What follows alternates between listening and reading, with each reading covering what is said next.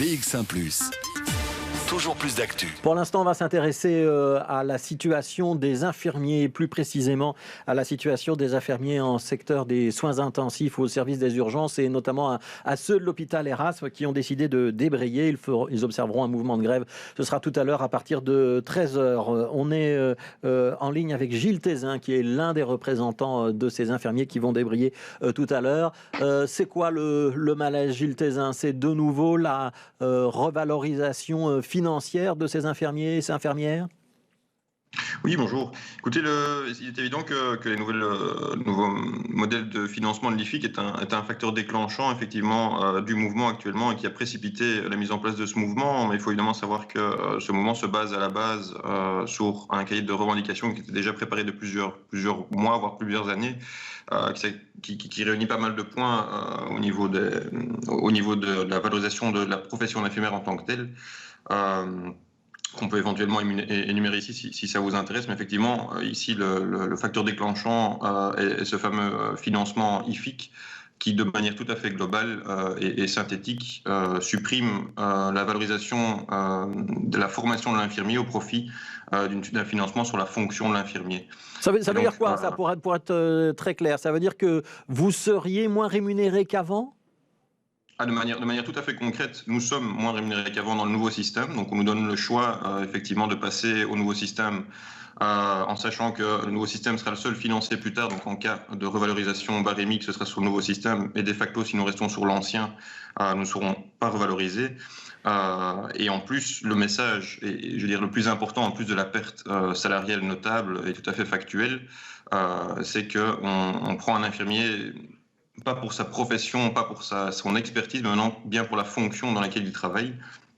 De manière un peu imagée, c'est comme si on prenait un médecin dermatologue qu'on mettait dans une salle d'opération et que de facto on faisait de lui un chirurgien. Donc en faisant fi de l'ensemble de sa formation et de son expertise propre dans tous les secteurs des soins infirmiers. Ouais. Alors c'est un mouvement qui est pour l'instant spécifique à Erasme, spécifique aux soins intensifs et aux urgences. Les syndicats ne s'associent pas et ils estiment d'ailleurs que c'est un mouvement un petit peu corporatiste parce que pour eux, la réforme elle est plutôt bénéfique pour l'ensemble du secteur des soins de santé. Donc il y a quand même 1,5 milliard d'euros qui ont été mis sur la table dans le cadre de cet accord. Et ils précisent bien que le personnel a le choix d'adhérer au nouveau système ou de rester dans l'ancien si l'ancien est le plus avantageux. Donc pour les syndicats traditionnels, on ne voit pas tellement le problème que vous soulevez.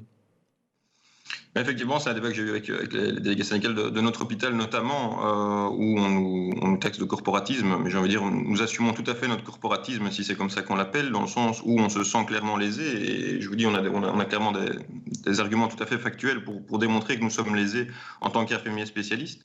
Et à partir du moment où nous ne se sent pas soutenus par les syndicats, qui, je comprends la dynamique de défendre l'ensemble des travailleurs, à partir du moment où effectivement 80%, 90% des travailleurs globalement sont heureux de la réforme, très bien pour eux, mais 10%, les 10% restants, dont une majorité de spécialistes, se retrouvent un peu mis sur le carreau.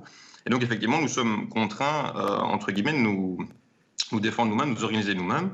À savoir ici qu'effectivement, comme vous l'avez bien dit, le mouvement est initié par les services de soins intensifs et d'urgence de l'hôpital Erasme, mais qu'il a vocation à accueillir l'ensemble des professionnels infirmiers, de l'ensemble des services et de l'ensemble des hôpitaux bruxellois, de Fédération Wallonie-Bruxelles et potentiellement de Flandre également.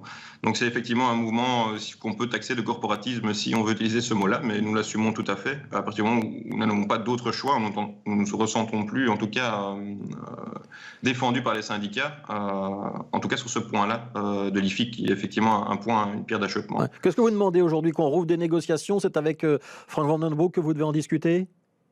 Oui, donc globalement, ce qui serait un petit peu dangereux, c'est de se focaliser sur l'IFIC, parce que c'est clairement, encore une fois, je répète, un facteur déclenchant, mais nous avons tout un cahier de revendications pour la revalorisation de la profession. Donc M. Vandenbroek nous propose, et nous a répondu un peu tardivement à la lettre qui était initiée par nos chefs, dans lequel évidemment ce mouvement s'inscrit, en tout cas dans la suite duquel le mouvement ici actuel s'inscrit.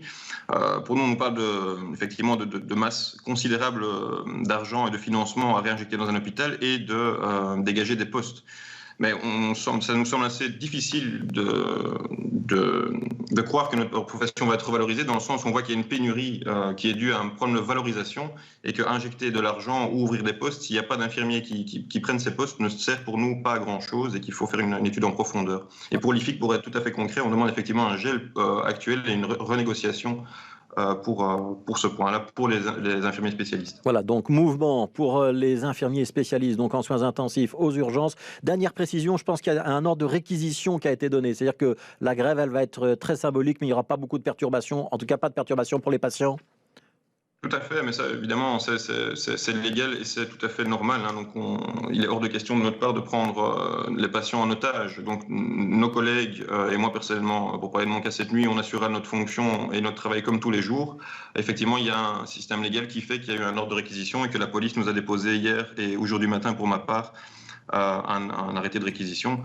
Et je me permets de préciser aussi que notre but n'est évidemment pas de mettre en porte-à-faux notre institution, qui nous soutient en tout cas de manière assez claire dans cette démarche. Merci beaucoup Gilles Thézin. Je rappelle que vous êtes l'un des représentants des infirmiers en soins intensifs et au service des urgences d'Erasme qui vont donc cesser le travail. Ce sera à partir de 13h aujourd'hui. Merci d'avoir été avec nous pendant quelques minutes. Je vous en prie.